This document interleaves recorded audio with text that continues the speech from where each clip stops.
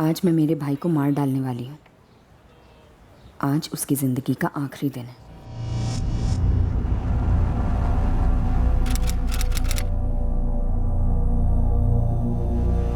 मौसी, ये आधा वाटा दे। काय ताई, एक वाटा तो लो। आधा वाटा तो सिर्फ एक बंदे के लिए काफी है। पता है मौसी, एक बंदे के लिए चाहिए। लौका कर। मच्छी कड़ी सिर्फ और सिर्फ मेरे भाई शिरीष के लिए बनेगी। मैं शिरीष से पूछती हूँ वो हमारे साथ चलेगा क्या। ए शिरीष, ए उठ रे शिरीष। गायला लगाई। शिरीष, मैं और गौरी मंदिर जा रहे हैं कथा सुनने। सारा दिन वहीं लग जाएगा, घर पे कोई खाना नहीं बनेगा। तू चलेगा हमारे साथ? चलेगा हमारे साथ? अरे जाओ तुम लोग। आई सुन, मेरे लिए मच्छी कड़ी चावल बना के जा। अभी बाहर जा रहा हूँ, लौट के खा लूंगा। पर अभी कौन बनाने बैठेगा? कथा के लिए भी देर हो रही है। अब बोला ना बना के जा। मेरे को आज मच्छी कड़ी खाने का मन है और ये कथा वथा होती रहती है। अरे पर 7:30 बज गया है। हाँ वो भी रोज बजते हैं। चल जल्दी बना, मेरे को मच्छी कड़ी खाने का मन है। गौरी, ये मच्छी कड़ी की जिद कर रहा है। तू फटाफट जाओ, थोड़ी सी मच्छी ला दे मुझे। आई तू मंदिर जा, मैं जल्दी से मच्छी कड़ी और चावल बना कर आती हूँ। नको ना, मैं बना लूंगी उसके लिए। तू बस मच्छी ला दे मुझे। आई मैं जा रही हूँ, तो एक काम कर, चावल चढ़ा दे। मैं जल्दी से मच्छी कड़ी बनाकर मंदिर आती हूँ।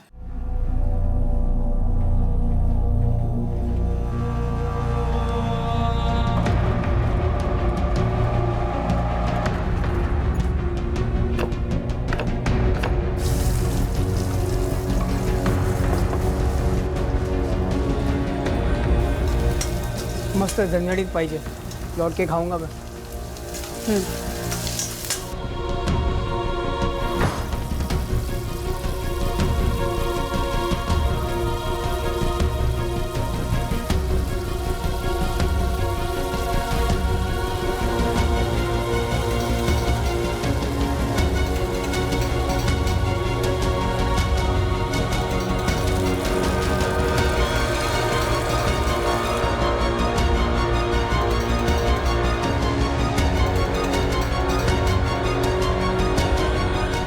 गौरी जो करने निकली थी उसका नतीजा क्या होने वाला था उसका गौरी को कोई अंदाजा नहीं था।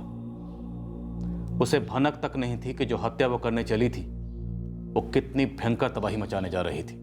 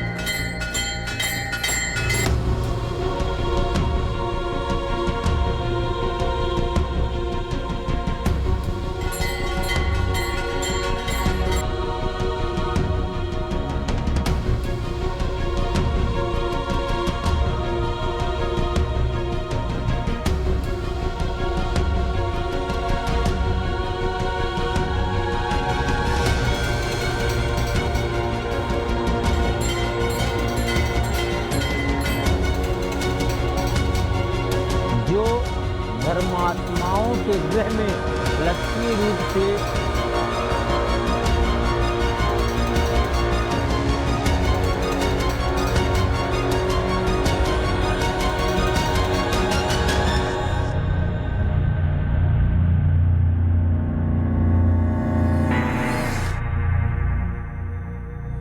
उम्मीद कर रही हूँ कि जब आई और मैं घर पहुँचेंगे तब शिरीष मर चुका होगा। मैं अपने आप को तैयार कर रही हूँ नाटक करने जब शिरीष की लाश सामने मिलेगी।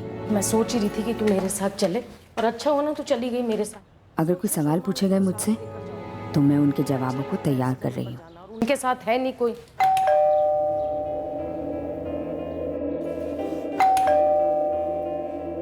ये देख, ये खा पी के फिर निकल गया। आई मेरे पास दूसरी चाबी है, मैं खोलती हूँ। हाँ, ये देखो, ये जैसा मैंने सोचा था ये वैसे ही करके गया है। खा पी के निकल गया बाहर। इसका कोई और काम ही नहीं है, कहीं से भी जाओ और बाहर आओ और ये सब चीजों को समेटते रहो। ये देखो ना क्या हालत करके गया है घर की, और इसको साफ कौन करेगा? इसको साफ तू और मैं करेंगे, और थोड़ा ना कोई हमारा काम है। ये देख गंद फैला के गया है। अरे वाह, इसलिए बनवाया था ये सब। मैं तो यही करती रही और यही करती रहूंगी जिंदगी भर, बस यही सब कर। आई हाथ धो ले फटाफट। क्यों? नहीं, तू हाथ धो ले आई। हाँ, हाथ तो मैं धो लूंगी, इसमें कहने का क्या है? नहीं, वो तूने इतनी झूठन उठाई तो। सारी जिंदगी झूठा ही तो उठाई, और किया क्या है मैंने इसका? रोज शाम को आएगा, कभी किसी को लेके आएगा, कभी किसी को लेके आएगा।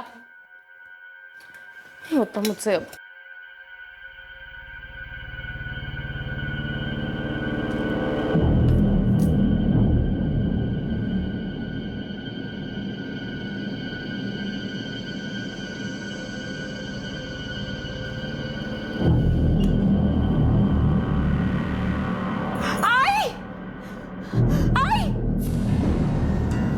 क्या हुआ गौरी?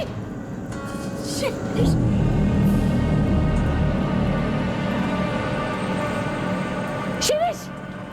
शिरीष, शिरीष उठना, शिरीष, शिरीष उठना, शिरीष।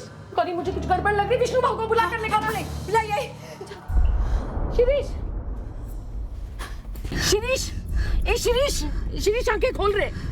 ये हिल क्यों नहीं रहा विष्णु भाऊ? गौरी जरा देखना तो उसकी सांस चल रही है कि नहीं। लग तो रहा है विष्णु भाऊ। तू गाड़ी भगा, सिग्नल विग्नल मत देखना, बिंदास गाड़ी भगा। बेटा आंखें। सांस नहीं चल रही है, मुझे पता है। शिरीष मर गया है। शिरीष, शिरीष, शिरीष।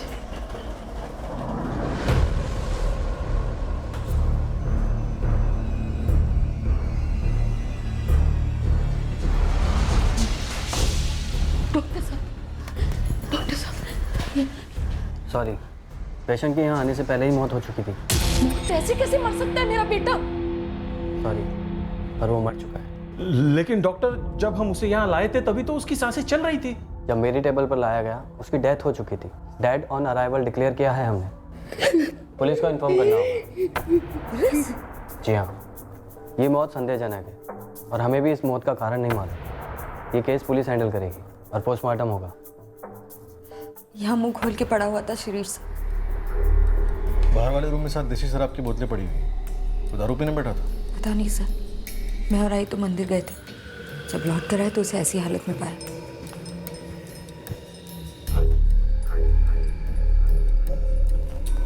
गौरी, तुम्हारा भाई अकेले तो 7 बोतलें नहीं पी सकता। किसके साथ बैठा था? मुझे नहीं पता सर। मच्छी कड़ी चावल खाना था उसे, हमने बना दिया। मुझे नहीं पता वो किसको घर पे लेकर आया। आप जानती होंगी उसके दोस्तों को जिसके साथ बैठ के वो पीता था? 3-4 दोस्त हैं उसके। एक वो निखिल पवार है, मिहिर, एक जुनैद है, और वो परेरा का बेटा जोसेफ। हमें इनसे बात करनी होगी। आपके पास नंबर्स हैं इनके? देखिए, पोस्टमार्टम की रिपोर्ट से हमें मौत का कारण पता चल जाएगा, लेकिन उसके पहले इनसे बात करनी होगी। मेरे पास किसी का नंबर नहीं है, पर ये चारों हमारी विट्ठलवाड़ी में ही रहते हैं। देसी दारू है सर। आसपास के देसी दारू के ठेकों से पता करना पड़ेगा ये दारू इन्होंने कहाँ से ली थी। ठीक है, सारी बोतलें उठाओ और लैब में भेज दो। आपके पास शिरीष के किसी दोस्त का नंबर है? नहीं सर, मुझे तो ये भी नहीं पता कि उनमें से कोई आया था या कोई और। मिहिर कामले, निखिल पवार, जोसेफ परेरा और जुनैद असलम, इन चारों को उठा ले विट्ठलवाड़ी से, जल्दी। मैडम, ये मामला एक ही मौत का नहीं है, और भी हैं। पिछले 1 घंटे में एग्जैक्टली शिरीष जैसे 3 और डेड ऑन अराइवल केस हुए हैं। Suspicious death.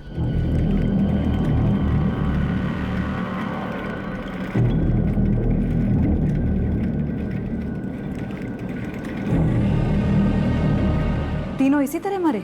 हाँ, ऐसा ही लग रहा है। तीनों डेड ऑन अराइवल हैं। निखिल पवार, जुनैद असलम और मिहिर कामले, ये तीनों शिरीष भागवे के दोस्त हैं और तीनों मर चुके हैं। हाँ सर, तीनों डेड ऑन अराइवल। एक चौथे का भी नाम लिया था उसकी आई ने, जोसेफ परेरा, उसका क्या हुआ? सर उसके बारे में पता नहीं है। एक कांस्टेबल को भेजा है विट्ठलवाड़ी उसके घर। गौरी, शिरीष के 4 में से 3 दोस्त, निखिल पवार, जुनैद असलम और मीर कामले, तो इनका नाम आपकी आई ने लिया था। हॉस्पिटल में मरे हुए लाए गए। तीनों? जी। अशोक, सारी बोतलें ठीक से पैक करो और लैब में भेजो, और जल्दी पता करो ये शराब कहाँ से खरीदी गई थी। ये जहरीली शराब का केस लगता है। जी सर।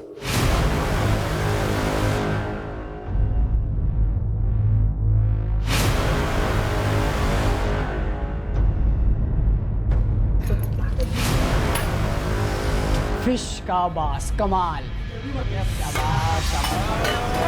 चल जल्दी चटाई ले।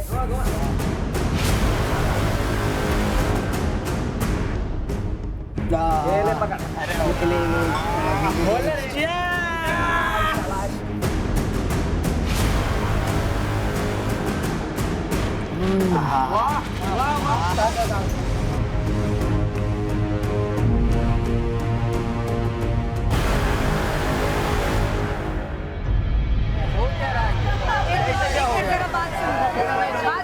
बात सुनिए, एक सेकंड पहले मेरी बात सुनिए।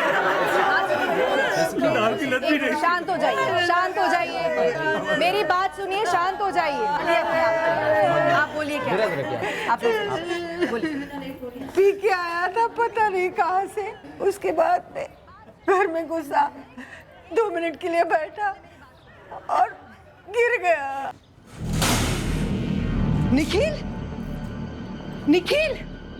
निखिल काय झालं तुला?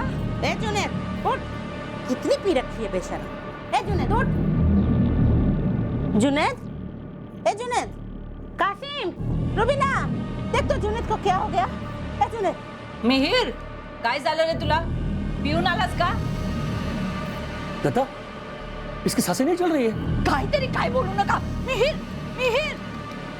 काय झालं रे तुला? मुझे लगता है आपका बेटा जुनैद, आपका बेटा मिहिर और आपका बेटा निखिल, ये तीनों शिरीष भागवे के घर उसके साथ बैठकर दारू पी रहे थे। जब शिरीष को अस्पताल लाया गया तब वो भी मरा हुआ था। लेकिन मैडम ये 4 के 4 लड़के मर कैसे गए? तहकीकात चालू है। ये बताइए जोसेफ परेरा कहाँ रहता है? जोसेफ, वो तो अपने विट्ठलवाड़ी का लड़का है, मगर सुबह से दिखा नहीं है। विट्ठलवाड़ी और उसके आसपास की शराब की दुकानों पर तफ्तीश करने के बाद हमें पता चला कि शिरीष और उसके दोस्तों ने वह शराब रमाकांत साकोलकर के ठेके से खरीदी। तांबा, पीना बंद करो। अशोक, सारी बोतलें सील करो और गाड़ी में डालो, एक भी बोतल छूटनी नहीं चाहिए। हुआ क्या साहब? बात क्या है? अचानक ये धाड़? शिरीष भागवे, मीर कामले, जुनैद असलम और निखिल पवार, ये चारों आज तेरे यहाँ से दारू ले गए थे। हाँ साहब, ये तो मेरे बंधे हुए ग्राहक हैं। छूट गए, चारों आज इस दुनिया से छूट गए। आइला, कैसे साहब? कैसे? चलो निकलो, तुरंत जाके डॉक्टर को दिखाना, मिलावटी दारू है। चल। अरे नहीं साहब, मेरे यहाँ की दारू में कोई मिलावट हो ही नहीं सकती। तेरी दारू में आज दारू थी ही नहीं, सिर्फ जहर था। मेरे यहाँ की दारू में कोई मिलावट नहीं, बहुत पुराना ठेका है मेरा।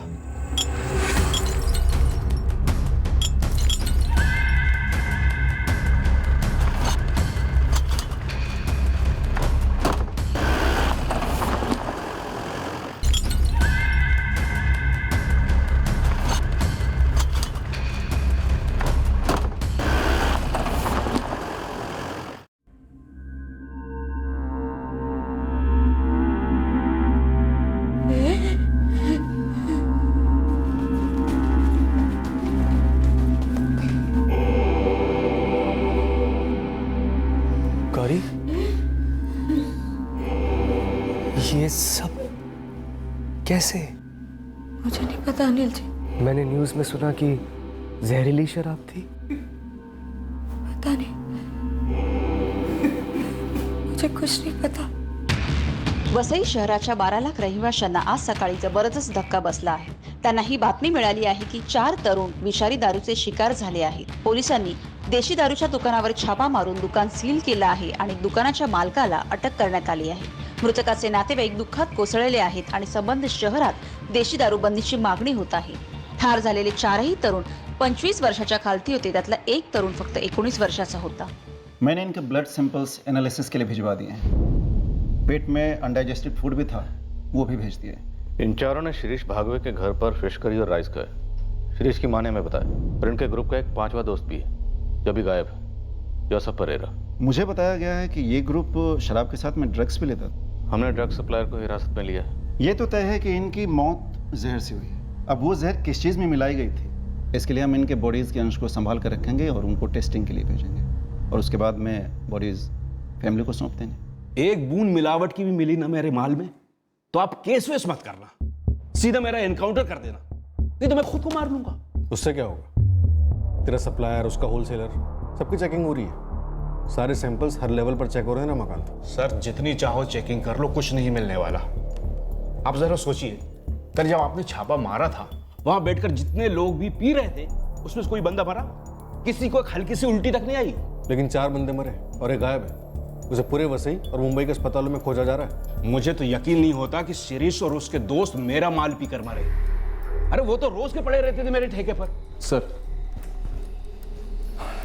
ये चारों शिरीष, निखिल, मिहिर, जुनेद, चारों हिस्ट्री शीटर्स थे। और ये 5वां जोसेफ परेरा भी चोरी के मामलों में कई दफ़ा अंदर हुए हैं सबके सब। लाला गाड़ी चोर के ग्रुप में ट्रेनिंग ली थी इन्होंने, फिर खुद का करने लगे। ये 5 ही हैं या कोई और भी इनके गैंग में? यही 5 होते सर। जोसेफ को ढूंढने गुरु खबरी को लगा दिया। किसी भी हॉस्पिटल से जोसेफ की कोई खबर नहीं? नहीं सर। और वो देसी ठेके का मालिक रमाकांत, उसने कुछ बताया? वही कैसेट बजा रहा है सर। सालों से ठेका चला रहा है दारू का, ऐसा कभी पहले हुआ ही नहीं। कह रहा है उसकी शराब में मिलावट हो ही नहीं सकती। वैसे उसकी ठेके की और उसके सप्लायर्स की सारी शराब की बोतलें एफएसएल भेज दी गई हैं टेस्टिंग के लिए। सर जिसने भी रमाकांत के ठेके पर शराब पी, उनमें से एक भी बंदा बीमार नहीं है। ये चारों जब कल दोपहर को शिरीष के घर पर दारू पी रहे थे, जोसेफ नहीं था वहाँ पे? वो पता नहीं है सर, अभी तक उसके बारे में कोई खबर मिली नहीं है हमें। और ये चारों तो है नहीं बताने के लिए। तो अगर जोसेफ को अभी तक कुछ नहीं हुआ तो कहीं ऐसा तो नहीं कि उसी ने इन चारों की शराब में जहर मिला दिया हो, उसके बाद फरार हो गया? शिरीष की माँ और बहन को बोला, उन्हीं से पूछते हैं कि क्या उसकी शिरीष के साथ कुछ अनबन थी। शिरीष की माँ अभी इस हालत में नहीं है कि कुछ ठीक ठीक बता सके। उसकी बहन से बात करने की कोशिश करते हैं। आई और मैं जब मंदिर से लौटे तो सब कुछ बिखरा हुआ था सर। आई ने ही सारी प्लेट्स उठाई थी। अब वो 4 थी या शायद 5, याद नहीं। तुम्हारे भाई शिरीष का उसके दोस्तों में से किसी से झगड़ा था? कोई अनबन थी, स्पेशली वो जोसेफ से? नहीं मैडम, मुझे इसके बारे में कुछ नहीं पता। तुम जॉब करती हो? जी सर, हाई एक्सप्रेस कोरियर्स में। तुम्हारा भाई शिरीष और उसके चारों दोस्त निखिल, मिहिर, जुनेद और जोसेफ, चारों हिस्ट्री शीटर्स थे? जी सर। अरे ताहिर साहब, मेरी ताई को फ़ोन मारो ना, बुलाओ ना उसको यहाँ। अरे इतनी भी जल्दी क्या है? 2-3 दिन सड़ो यहाँ पे। मैं क्या बोलता है, नेक्स्ट टाइम से आपका कट अलग से रखूंगा, आई शपथ। एक नहीं 3 बाइक चुराए हैं उसने, तीनों जगह के सीसीटीवी में छपा है वो। बस ये आखिरी बार माफ कर दो, इसके बाद नहीं करेगा। ओ भागश्री भाई, ये कब तक ये माँ बेटी एक ही बात बोलेंगे, आगे से नहीं करेगा, आगे से नहीं करेगा? कब तक कमा कमा के उसके लिए जमानत करवाओगी? सर एक लास्ट चांस दे दो प्लीज। पिछली बार चांस देके मैंने गलती की थी, इस बार सीधा कंप्लेंट रजिस्टर हुआ है, मामला अब कोर्ट में सुलझेगा। तुम चाहो तो वहाँ अर्जी डाल सकती हो जमानत की, मैं कुछ नहीं कर सकता। जमानत की अर्जी डाल देना। गौरी ताई, मेरी भी अर्जी डाल देना ना। इसकी भी डाल देना। पैसे लगते हैं शिरीष, बिल की रकम के अलावा वकील की फीस, चाय पानी। तो सड़ता रहूँगा। इतने पैसे नहीं है शिरीष, मैं तुझे कितनी बार समझा चुकी हूँ, ये चोरी चकारी बंद करो, कोई ढंग लेक्चर लो कोई माला इकडे। जल्दी पैसे के बंदोबस्त कर, वो अनिल है ना, उसे एडवांस ले ले, तेरे को तो मना भी नहीं करेगा। ऐसे कई बार उसकी जमानत कराई थी सर, भाई था, लेकिन उसके दोस्तों के साथ उसका क्या आंकड़ा था ये मुझे नहीं मालूम। मौत जहर से हुई है। अब जहर किस चीज में मिलाया गया था ये डिटेल पोस्टमार्टम रिपोर्ट से पता चलेगा। शराब में मिलावट थी ना? लग तो ऐसे ही रहा, पर पक्का नहीं कह सकते। अच्छा एक बात बताओ, क्या किसी ने जानबूझकर जहर दिया हो सकता है किसी और तरीके से? सर मुझे नहीं पता। शिरीष का उस दिन मच्छी कड़ी खाने का मन कर रहा था, आई ने चावल बनाए और मंदिर चली गई। मैं बाजार से मच्छी लेकर आई, कड़ी बनाई और फिर मैं भी मंदिर चली गई। शाम तक हम दोनों मंदिर में ही थे। अब हमारे पीछे से घर पे शिरीष और उसके दोस्तों के बीच में क्या हुआ ये हमें नहीं बता सकते।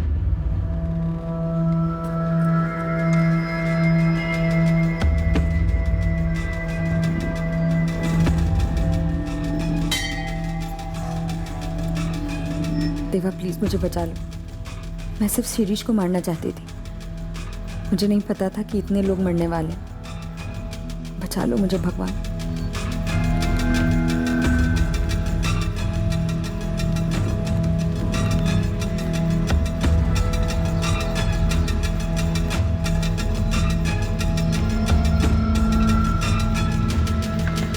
मामा जोसेफ,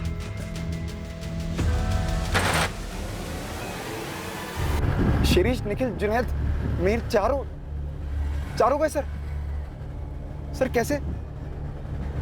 सर कैसे सर? मेरे को तो यकीन ही नहीं हो रहा। तू जिंदा है इसका हमें यकीन नहीं हो रहा जोसेफ, तो तू यकीन दिला। सर 22 जुलाई को मैं वसई में था ही नहीं, मैं पूना में था। देख जोसेफ, आज 24, सच बोल 22 को क्या हुआ और 2 दिन पहले तू कहाँ गायब था? वरना 25 को तेरी लाश किसी गटर में पड़ी होगी। गॉड प्रॉमिस, मैं 22 तारीख को पूना निकल गया था और जाने से पहले मैं शिरीष और निखिल को मिल गया था। कितने बजे? 11:30 बजे मॉर्निंग में। तो शाम को जाना, अभी रुक जा हमारे साथ, दारू पीते। ताई ने मस्त मच्छी कड़ी बनाया, चल। और जुनेद और मिहिर भी आ रहे। रमाकांत के ऐसे दारू उठाते और बैठते हैं। बस में डाइट होके सो जाना, चल। अरे बाबा, मेरा अर्जेंट काम है पूना में, अगले संडे बैठते हैं। ये अर्जेंट काम का कोई नाम वाम है क्या?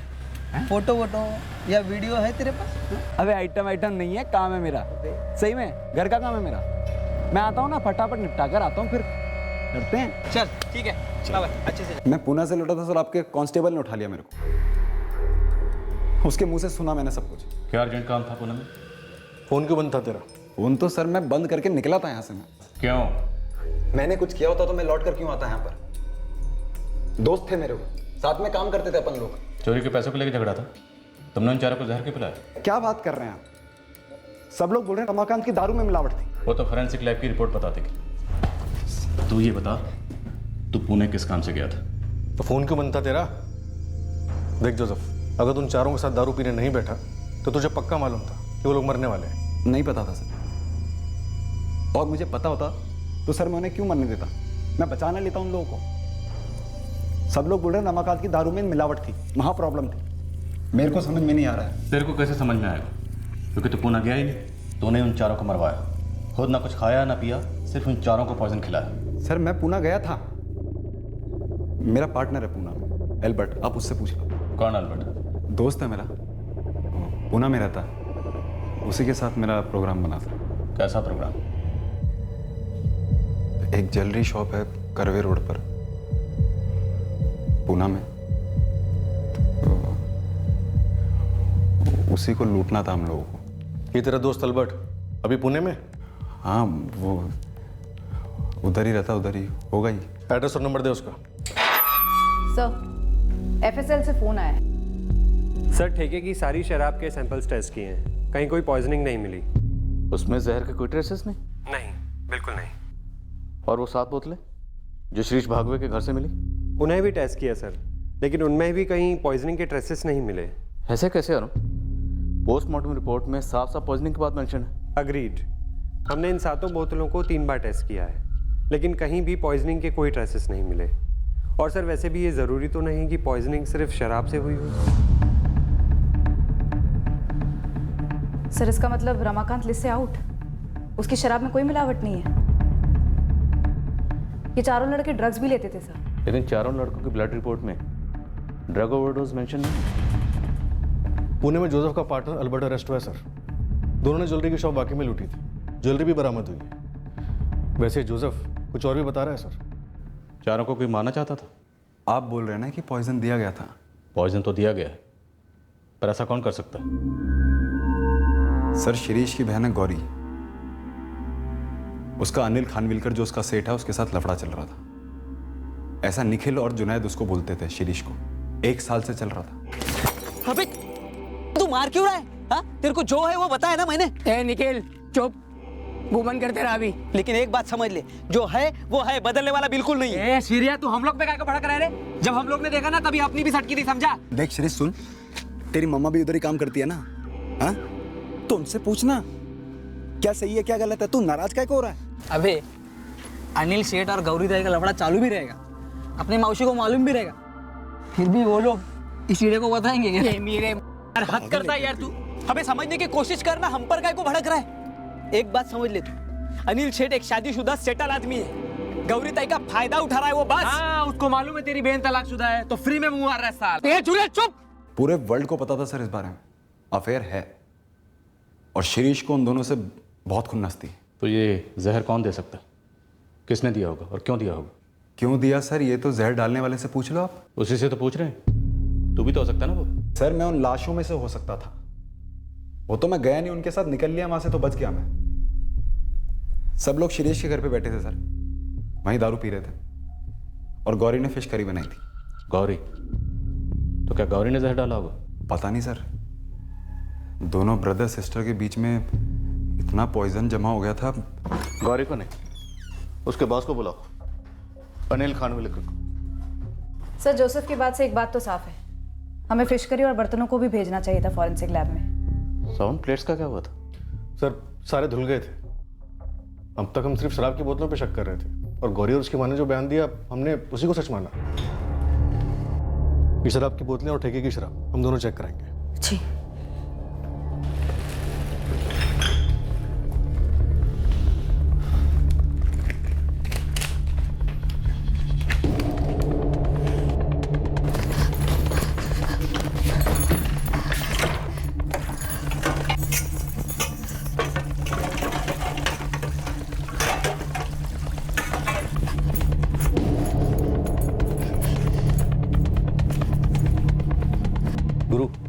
गौरी भागवे की पूरी हिस्ट्री चाहिए मुझे, खास करके 22 जुलाई की। वो फिश लाई थी, उसने फिश करी बनाई थी, कहाँ से लाई थी, कहाँ गई?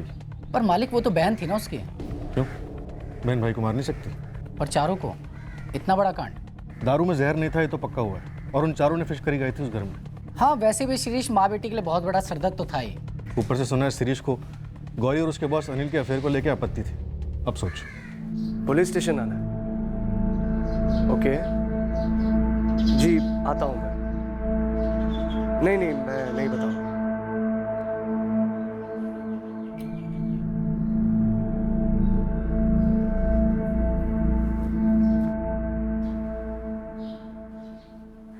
अनिल, गौरी पिछले 4 साल से तुम्हारी कोरियर कंपनी में जॉब कर रही है? जी। उसने डिवोर्स के बाद तुरंत ज्वाइन किया था। उसकी आई जो पिछले 12 साल से मेरे यहाँ जॉब कर रही थी वही उसे लेकर आई थी। हमें शक है कि गौरी ने अपने भाई शिरीष और उसके तीनों दोस्तों को जहर देकर मार डाला। क्या? गौरी ने? हो ही नहीं सकता सर, गौरी ऐसा क्यों करेगी? क्योंकि उसके भाई शिरीष को तुम्हारे और गौरी के अफेयर के बारे में पता चल गया था। झूठ है सर ये। सर शिरीष एक नंबर का यूजलेस लड़का था, एक तो नशेबाज, ऊपर से चोर, बेवजह अपनी बहन पर और मुझ पर घटिया इल्जाम लगा रहा था। तो अफेयर नहीं है? गौरी अपने तलाक के बाद बहुत मुश्किल दौर से गुजरी और फिर मेरे यहाँ काम पर लगी, और अब बहुत मेहनत से काम कर रही है, अपने बिखरे सपनों को बटोरने की कोशिश कर रही है। अनिल जी आप देखिए ना, अगर इसके लिए कुछ काम है तो आप इन्हें कल से भेज दीजिए, मैं देखता हूँ क्या कर सकता हूँ। सर एक तरह से भाग्यश्री ताई का लिहाज करके गौरी पर तरस खाकर मैंने उसे नौकरी दी। वैसे जगह खाली नहीं थी, पर बहुत जल्द मुझे समझ आ गया कि गौरी 4 लोगों का काम एक साथ कर सकती है। वो न सिर्फ काबिल है बल्कि ईमानदार और बेहद मेहनती। देखते देखते हर काम में माहिर हो गई, डिस्पैच हो, कस्टमर के साथ बात करना हो। आखिर में मैंने उसे अकाउंट्स में लगा दिया, और अब तो वो लगभग खुद से पूरा ऑफिस चलाती है समझो। उसने अपनी जगह मेहनत और लगन से कमाई है सर। अब मेरी तरफ से किसी मेहरबानी का तो सवाल ही नहीं है। उल्टा आज वो मेरे ऑफिस में अकेली बहुत सारा काम संभालती है, उसके बिना ऑफिस में बहुत मुश्किल हो जाती है मुझे। सर गौरी और मेरे बीच में कुछ नहीं है। हाँ उसका बॉस और एक दोस्त होने के नाते मैं उसकी सिचुएशन को समझता हूँ, उसे इज्जत देता हूँ, उसका ख्याल रखता हूँ। सर मुझे बताइए, अगर मैं शाम को उसको घर ड्रॉप करने जाता हूँ तो उसका मतलब ये तो नहीं है कि हमारा अफेयर चल रहा है। सर मैं शादीशुदा हूँ और मैं अपने परिवार से बहुत खुश हूँ, और गौरी के मन में भी ऐसी कोई फीलिंग नहीं है सर। पर शिरीष के मन में यह जहर था।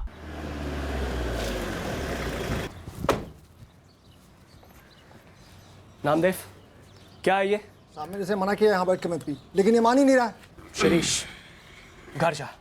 गौरी के साथ जो भी चल रहा है सब बंद। तू अपनी बकवास बंद कर अभी। बकवास लग रहा है तेरे को ये सब? हाँ, ये बकवास चल रहा है। नामदेव, पुलिस को बुला। मिलिट्री बुला, फोन लगा, चल मिलिट्री बुला। आज किधर है गौरी? हमारा तू निकल गया। गौरी, इसे अभी के अभी यहाँ से निकालो। तू निकाल गौरी को यहाँ से अभी। तेरी बहन को अगर नौकरी छोड़नी होगी ना तो मुझे बोल देगी, तुझे बोलने की जरूरत नहीं है। वो क्यों बोलेगी? ये देख, चुप, तमाशा मत कर, निकल यहाँ से, निकल तू यहाँ से। तू रिजाइन दे अभी के अभी। पेपर लेके आए, चल। हाँ दे दूंगी, लेकिन पहले तू खुद एक अच्छी नौकरी पकड़, 1 महीना टिक, आई को हाथ में पगार दे, फिर छोड़ूंगी मेरी नौकरी। एक पैसा घर पे नहीं देता, बहन के पैसे से शराब पीता है, उल्टे सीधे धंधे करता है, जेल जाता है। यही जमानत कराती है ना तेरी, और उसी पर रौब जमा रहा है तू। शर्म नहीं आती तुझे? तुझसे तो ज्यादा आती है।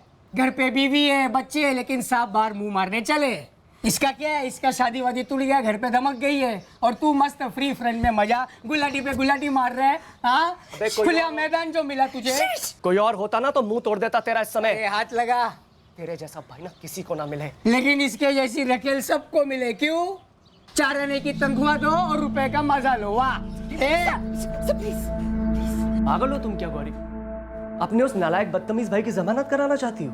सब भाई है मेरा। देखो गौरी, मुझे तुम्हें लोन देने में कोई दिक्कत नहीं है, ना ही तुम्हारी आई को।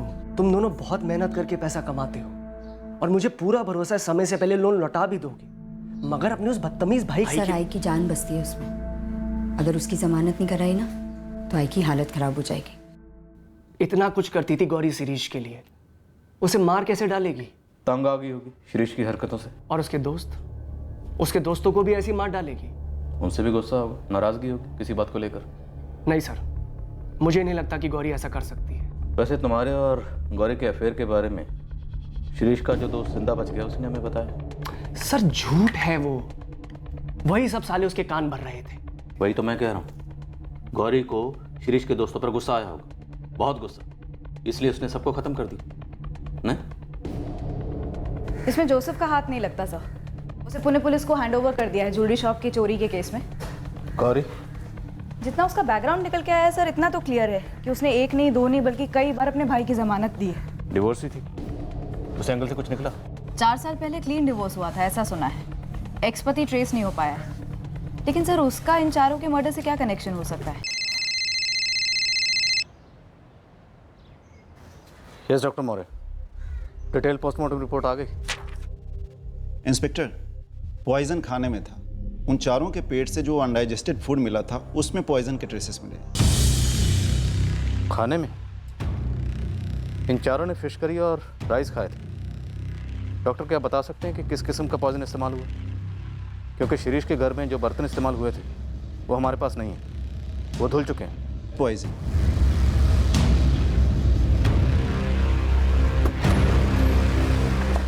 सर, गुरु से बात हुई, कह रहा था 22 जुलाई की सुबह गौरी पहले मच्छी मार्केट गई, उसके बाद घर, और फिर मंदिर, और फिर मंदिर से वापस घर अपनी माँ के साथ लौटी। गौरी के फोन रिकॉर्ड्स इस मूवमेंट से मैच करते हैं सर। डॉक्टर मौर्य का कहना है कि खाने में जहर मिलाएगी, पॉइजन।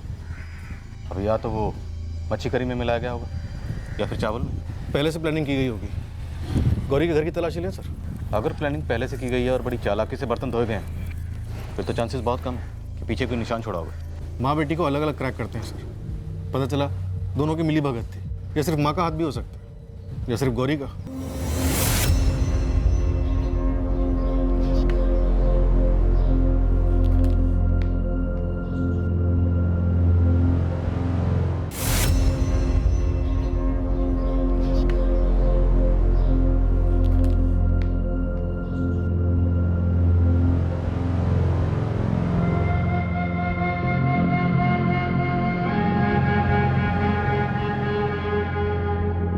आई, पुलिस स्टेशन जाना है, पुलिस को कुछ बात करनी है।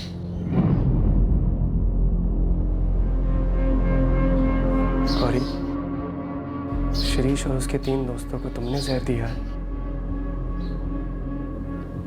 उन्होंने मुझसे पूछा क्या हमारा कोई अफेयर है।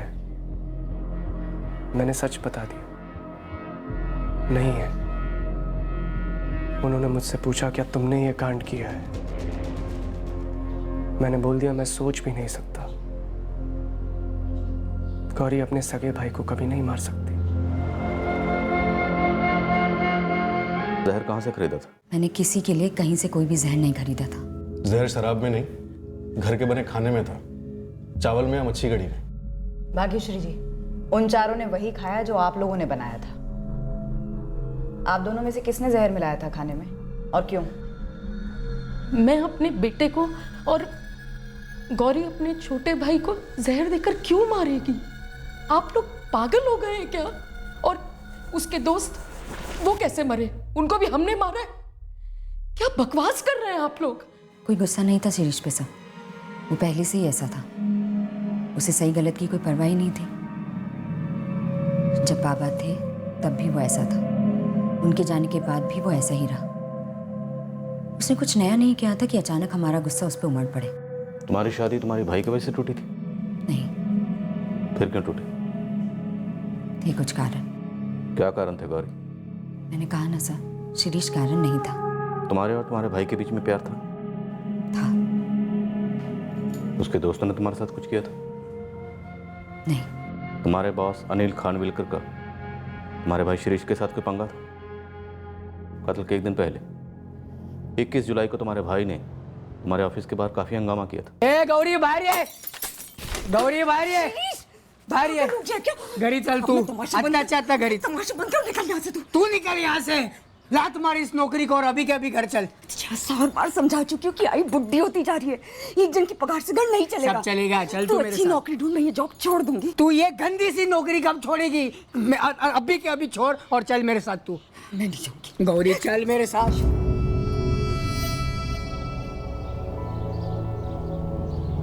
एक दिन पहले होना कोई बड़ी बात नहीं थी सर, ये तो आए दिन हुआ करता था। तुम अपने भाई की इन आए दिन की हरकतों से परेशान हो गए और फिर तुम्हारी बर्दाश्त करने की हद से बाहर हो गए। बर्दाश्त की ऐसी कोई लिमिट ही नहीं थी सर जो क्रॉस होती। ये तो रोज की परेशानी थी। गौरी, तुम्हारी शादी में क्या परेशानी थी? तुम पिछले 4 साल से अपने भाई शिरीष को मारना चाह रही थी ना। जब से डिवोर्स के बाद तुम घर वापस आई थी, तुम्हारे भाई शिरीष को तुम्हारा इस तरह लौटना पसंद नहीं था। तुम दोनों के बीच में झगड़े होते थे, 4 साल से तनाव था। कोई तनाव नहीं था सर। मेरे डिवोर्स का मेरे भाई, मेरे आई या किसी से कोई लेना देना नहीं था सर। मैंने मेरे पति को छोड़ा क्योंकि उसने मुझसे झूठ कहा था। नरेंद्र, मैं थक गई हूँ, मैं थक गई हूँ नरेंद्र।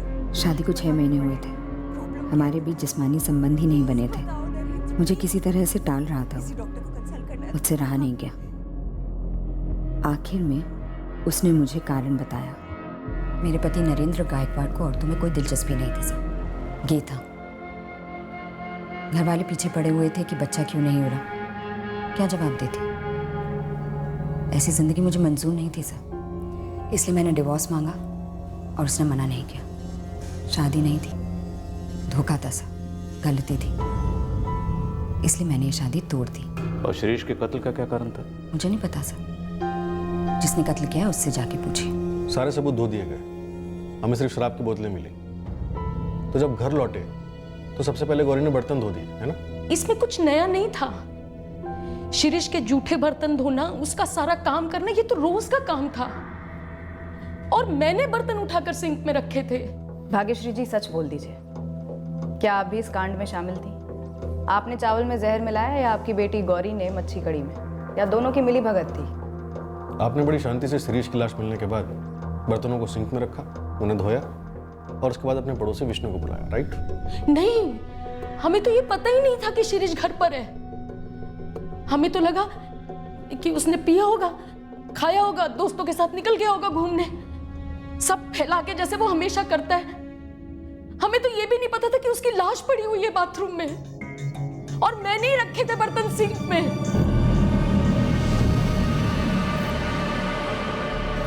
आई हाथ धो ले फटाफट। क्यों? नहीं, तू हाथ धो ले आई। अब तो सच बोल ही दीजिए भाग्यश्री जी।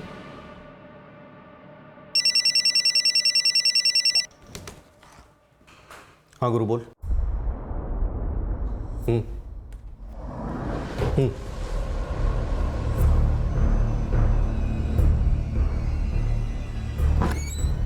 सर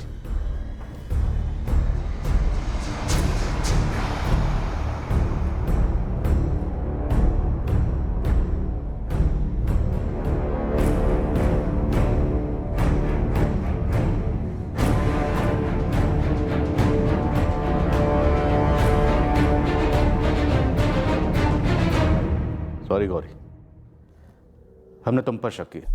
दरअसल हालात ही ऐसे हो गए। हमें लगा था कि ये सब तुमने किया होगा, लेकिन अब क्लियर हो गया तुम्हारा इस सब से कोई लेना देना नहीं। तुम जा सकती। तुम्हारी आई ने अपना जुर्म कबूल कर लिया कि चावल में जहर उसी ने मिलाया था। तुम्हारा इस कत्ल से कोई लेना देना नहीं। तुम बेकसूर, तुम जा सकते। हम तुम्हारी आई को गिरफ्तार कर रहे हैं।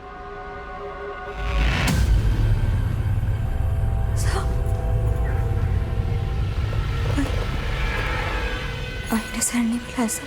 हम जानते हैं तुम्हारी आई ने जहर नहीं मिलाया। आई ने नहीं मिलाया। तुमने मिलाया? हाँ,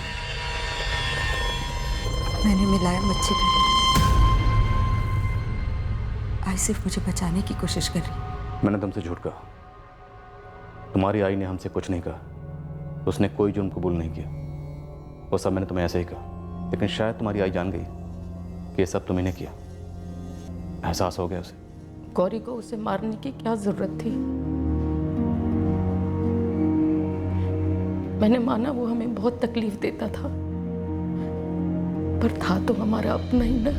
गौरी बोली नहीं है कि उसने क्यों मारा शिरीष को या उसके दोस्तों को, लेकिन हमें सबूत मिले हैं कि उसने की दवाई खरीदी थी। 22 जुलाई की सुबह पहले तुमने मच्छी खरीदी और फिर नाला सोपारा में रमेश खत्री की दुकान से जहर खरीदा। संभाल के इस्तेमाल करना मैडम। इसे सिर्फ घर के ड्रेनेज में डालना, और वो भी एकदम थोड़ा सा, और हाथ अच्छी तरह से धो लेना साबुन से इसके इस्तेमाल के बाद। बहुत ही पावरफुल दवाई है। खत्री, ध्यान से देख। इनमें से कोई आया था 22 जुलाई को? अरे 22 को जो वसई वाला कांड हुआ था, 4 लोग मरे थे ना उसमें, उन्हें जहर खिलाया गया था। हाँ हाँ हाँ, यही है वो। यही है बिल्कुल। सारी प्लानिंग पहले से कर रखी थी और 22 जुलाई की सुबह से अंजाम दिया। उसी रोज उसे मारने का सोचा जब उसने मच्छी कड़ी की मांग की। उस सुबह ऐसा क्या हुआ था और तुम उसके दोस्तों को मारना चाहती थी? मैंने सिर्फ आधा वट्टा मछली ली थी, सिर्फ शिरीष के लिए मच्छी कड़ी बनाई थी। जहर भी सिर्फ उसी के लिए डाला था। मुझे बिल्कुल आइडिया नहीं था कि उसके दोस्त भी खाएंगे खाना। मैं सिर्फ शिरीष को मरा देखना चाहती थी। क्योंकि वो क्रिमिनल था, लेकिन तुम तो बचपन से बर्दाश्त करती आई थी। फिर उस सुबह ऐसा क्या हुआ था जो तुमने उसको मारने के लिए सोचा?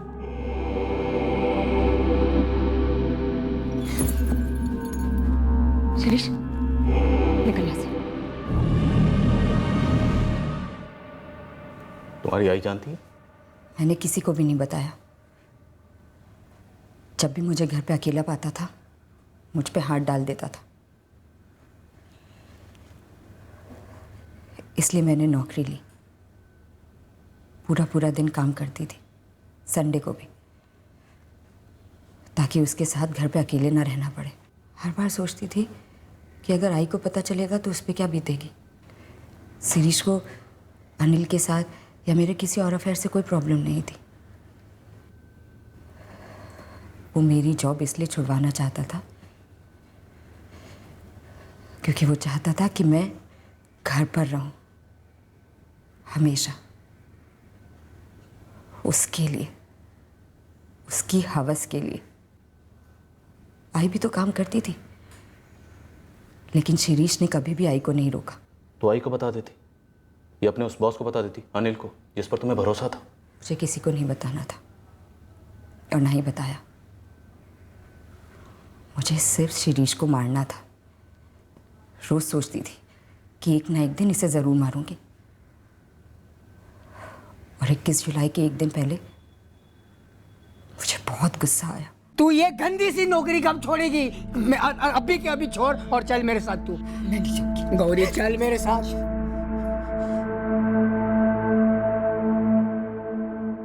शहर खरीदने के बाद भी कई बार सोचा, नहीं देती। भाई है, भाई पे क्या बीतेगी। पर फिर सोचा, भाई है क्या? भाई, भाई क्या होता है? और ये क्या है? बहुत दुख है मुझे सर कि ये तीनों भी मारे गए। मैंने सिर्फ शिरीष के लिए मच्छी कड़ी बनाई थी। मैं सिर्फ उसे मारना चाहती थी। पर तुमने ऐसे कैसे सोच लिया कि तुम बच जाओगे? बात दब जाती, तहकीकात नहीं होती। इतना सोचा ही नहीं था मैंने सर। मुझे लगा सबको लगेगा कि सुसाइड वुसाइड कर लिया होगा उसने, पर इतने लोग मारे जाएंगे ये मैंने कभी सपने में भी नहीं सोचा था। सर, एक रिक्वेस्ट है, आप आई या किसी को भी ये मत बताना कि मैंने इसे क्यों मारा। बस इतना बोल दीजिएगा कि ज़मानत करवाते करवाते मैं थक गई थी, इसलिए मार डाला। आई सच्चाई कभी बर्दाश्त नहीं कर पाएगी।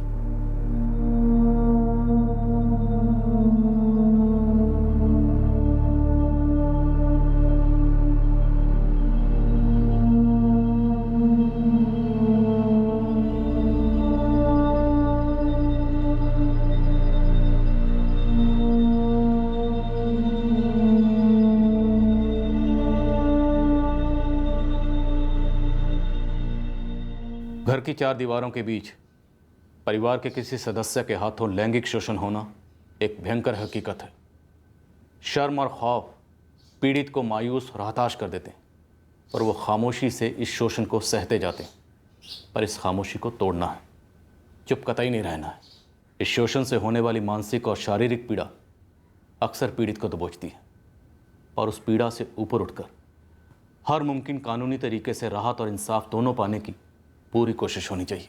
गौरी ने कत्ल के ज़रिए अपनी पीड़ा ख़त्म करने की कोशिश में और एक पीड़ा मोल ले ली और इस केस में गौरी के उठाए गए कदम ने और 3 जिंदगियां और 3 परिवार बर्बाद कर दिए। जिल्लत और पीड़ा ख़त्म करनी चाहिए, जिंदगियां नहीं। फिर मिलेंगे एक और केस के साथ।